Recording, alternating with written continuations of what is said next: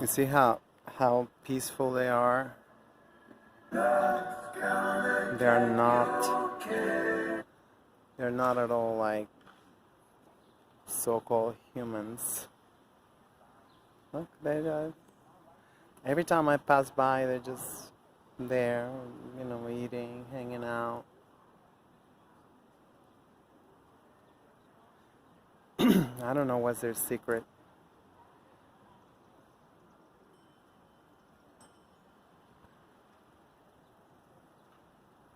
And then the other like little birds, they come in too, and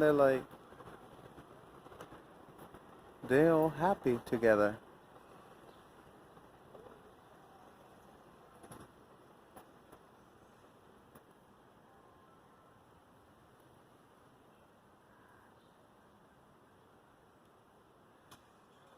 And that's what we need to learn. Dr. Infundici said we need to master the animal realm, the animal domain, the mineral domain, and I forgot what was the other one.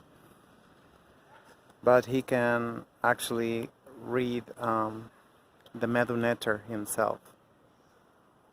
He's from Tanzania.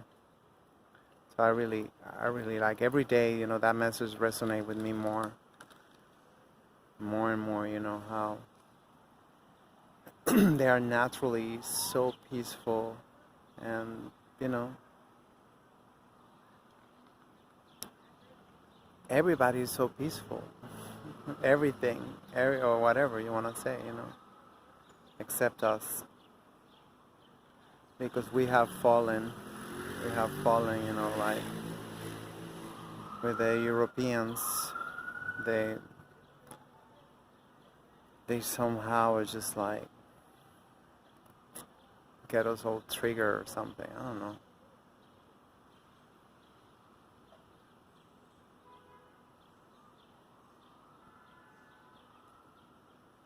Yeah, you can stay here for hours and hours and just see them, like,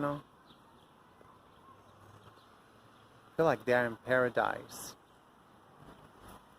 They are like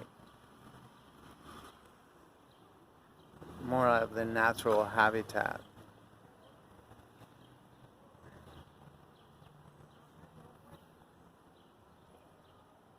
Even when you go to a dog run, I like to go watch the dogs sometimes because they're like so joyful, and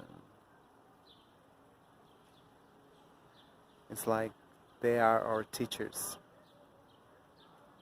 but we don't want to learn nothing from them because we see them as lesser than us instead of seeing that they are way more evolved.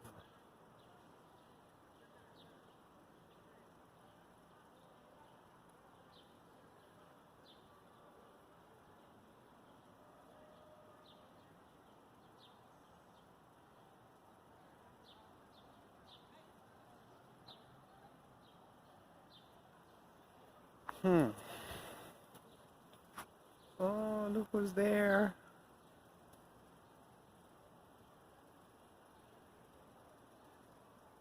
Oh, he's taking a shit.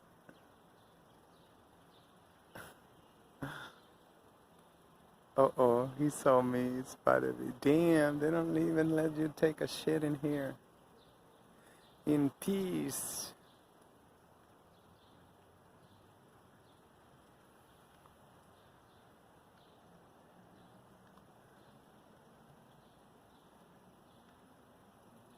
Wow. You don't even look like the Bronx. Oh, there's two. Once again. Harmonious. There's three, actually. Oh, that's the food station.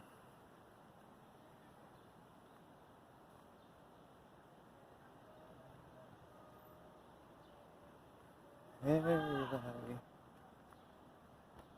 But they don't show you these on television.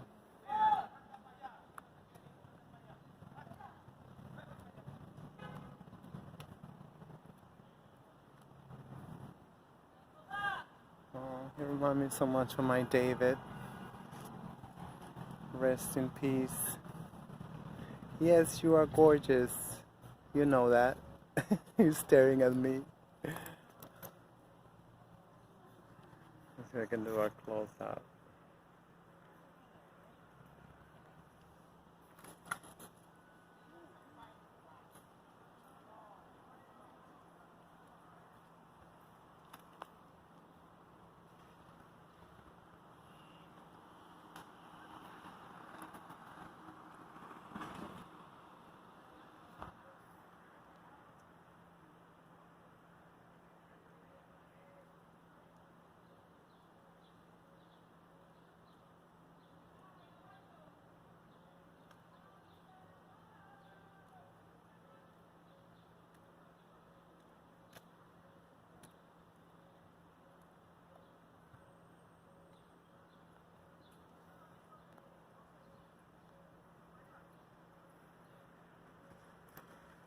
Are great teachers.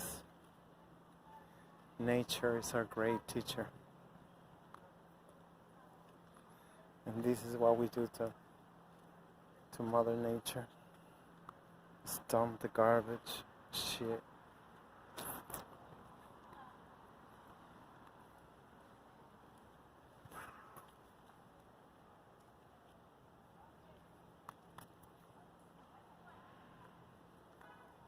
Oh, that's somebody cropping. Oh, that's beautiful.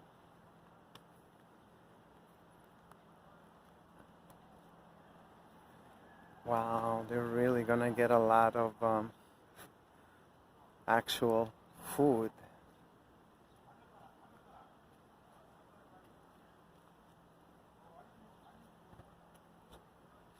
I cannot distinguish what they are. That's how disconnected with nature we are. They'll look very familiar. I know I've seen them, but I don't know. And this is the best way of cropping, you know, like just cropping one thing at a time. I was watching some, you know, from the University of Mexico. You know, this having just, you know, planting one thing as they do in the big farms. You just deplete the soil so much.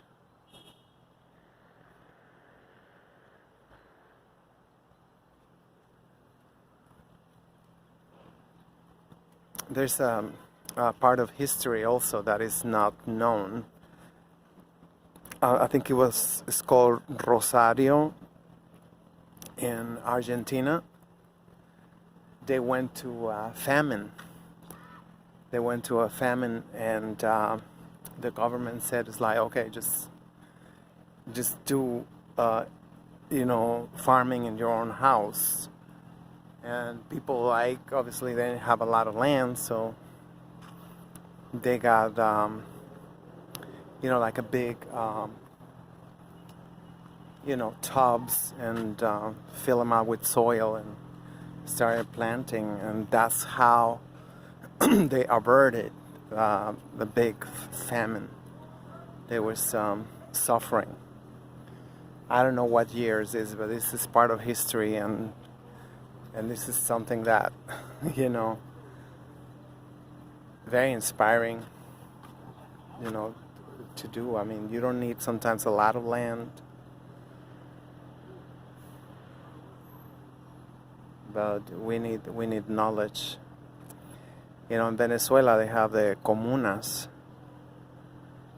and they all are always constantly exchanging information. I watched this documentary where they got sold the wrong seeds. I mean, like contaminated seeds, and they started seeing some plagues, no, some, what's it called, like weeds that they never seen before. So, but they contacted the other comunas, whatever, you know, and they found out that you know, they had the same situation. So they actually had a pesticide, where they learned a lesson not to get seeds just from anywhere, because they are sure, you know, they've seen it. They have plagues, you know, weeds that with a seed. So you have to buy the fertilizer from them because they're specific. They need a special fertilizer. Anyway, this is something that I just thought right now.